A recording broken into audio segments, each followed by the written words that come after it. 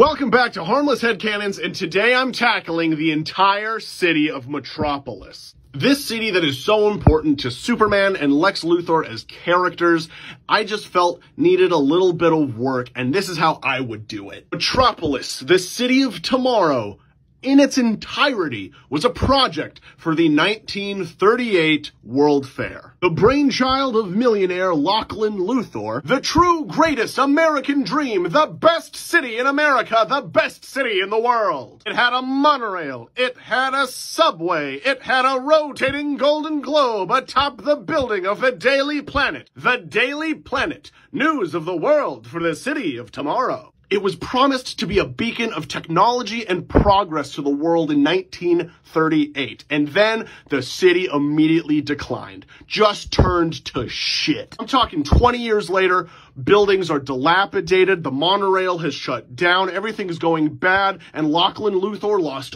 all of his money. He is destitute. Then we fast forward like 80 years to Kansas, where a small boy, Clark Kent, buys this dream.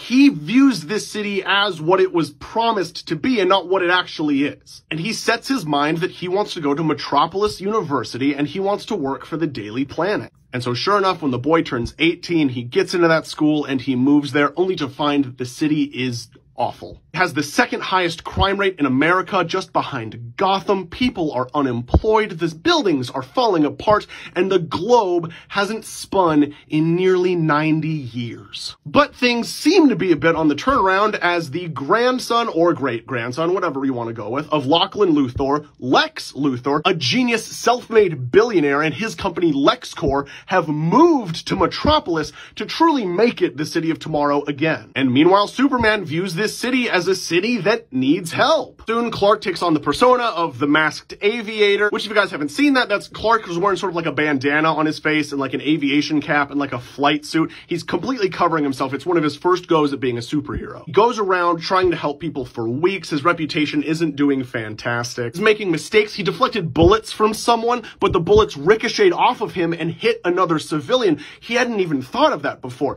He knew that he was bulletproof, but he didn't stop to think about ricochet. Intergang bombed the newly reopened monorail, and Superman messed that up, leaving his fingerprints on the bomb, and he had to break into the police station to erase his fingerprints from the system, and he got caught doing that, and so just this whole thing is going really bad for the guy. But after plucky new reporter for the Daily Planet, Lois Lane, has a particularly harsh article written about Intergang attacks the Daily Planet. They hold Miss Lane hostage at the top of the building because of course they do. Fight ensues, some stuff breaks, an explosion happens, and the Golden Globe falls off of the building. Clark, whose suit is on fire and burning away, leaps off the building, plummets to the ground before the globe can get there, and catches it just before it can crush walking civilians. At this point, the jacket and stuff that he's wearing is burned away almost entirely, just leaving the S suit underneath and the unmasked face of this man. Because Clark is a good guy, he hops right back up, planet in hand, lifting it back to the top of the building, places it back,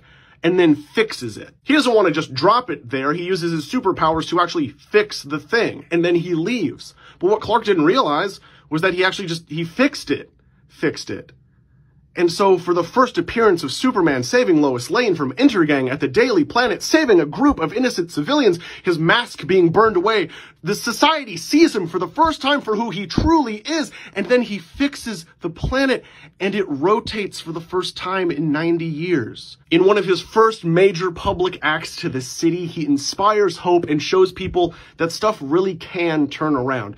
Lex is helping the economy of the city, but Superman really and truly helps the mentality of this city, and people start to hope again. Metropolis, the city of tomorrow.